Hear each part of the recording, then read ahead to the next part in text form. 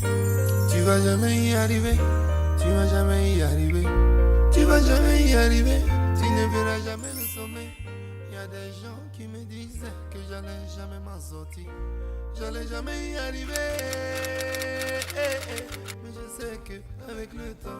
On a un petit peu la fibre d'entrepreneur ou on ne l'a pas. Je disais toujours qu'avant même de créer Cofina, pendant que j'étais salarié, j'avais quelques activités et j'avais justement créé un certain nombre de sociétés, des petites sociétés au départ. Je me rappelle, j'avais, quand j'étais beaucoup plus jeune, lancé des taxis. Ensuite, je faisais de l'importation de friperies. Après, j'ai créé une société de fabrication de produits d'entretien avec des petits capitaux au départ. Et toutes n'ont pas connu une bonne fortune. Il y a eu, je crois que j'ai créé 7 sociétés. Il y en a eu 5 qui étaient des échecs. Et puis, progressivement, il y en a 2 qui ont relativement bien fonctionné, pas totalement, et jusqu'à arriver à Cofina.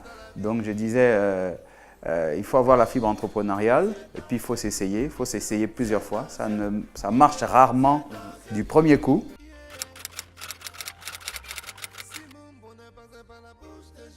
On dit, l'échec, c'est l'occasion de recommencer quelque chose en mieux. Et donc, je n'ai pas peur du terme échec. Pour moi, et d'ailleurs, Nelson Mandela disait, ne me jugez pas à mes succès, mais au nombre de fois où je suis tombé et où je me suis relevé. Donc, c'est un apprentissage.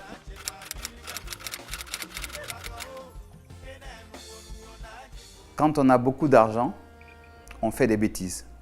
Et on fait des grosses bêtises.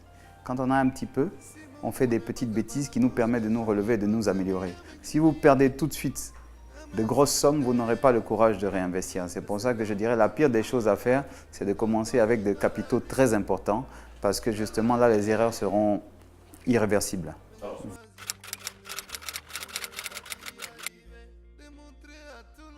Si on n'a pas d'idée de projet, on ne peut pas être un entrepreneur. Steve Jobs, le fondateur d'Apple, n'a pas fini ses études. Il était à l'université, il a dit « Pourquoi est-ce que je dépenserais pour des études chères toutes les économies de mes parents pour quelque chose qui ne me plaît pas ?» Il était passionné d'informatique, il a trouvé des collègues passionnés d'informatique, il s'est mis dans le garage de ses parents et il a commencé. Il a créé l'une des entreprises les plus florissantes au monde. On peut ne pas avoir de diplôme, parce que ne pas avoir de diplôme ne veut pas dire ne pas avoir d'expertise. On peut ne pas avoir beaucoup d'argent, mais en aucun cas, on ne peut pas ne pas avoir d'idées.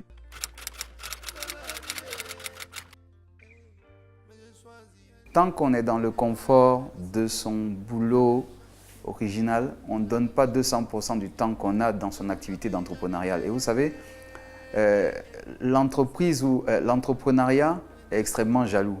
Il veut 200% de votre temps, c'est-à-dire que vous n'aurez plus du temps, même suffisamment de temps à consacrer à votre famille, à vos proches. Donc vous ne pouvez pas le faire en étant, voilà, c'est un monogame, ce n'est pas un polygame. Vous ne pouvez pas le partager avec un autre boulot en général.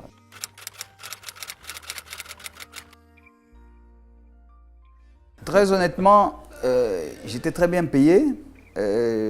Justement, quand j'ai commencé dans l'entrepreneuriat, j'ai commencé à sentir la différence d'un emploi où j'étais directeur général, j'avais tout frais payé, la maison, tout ça, et j'ai senti la différence.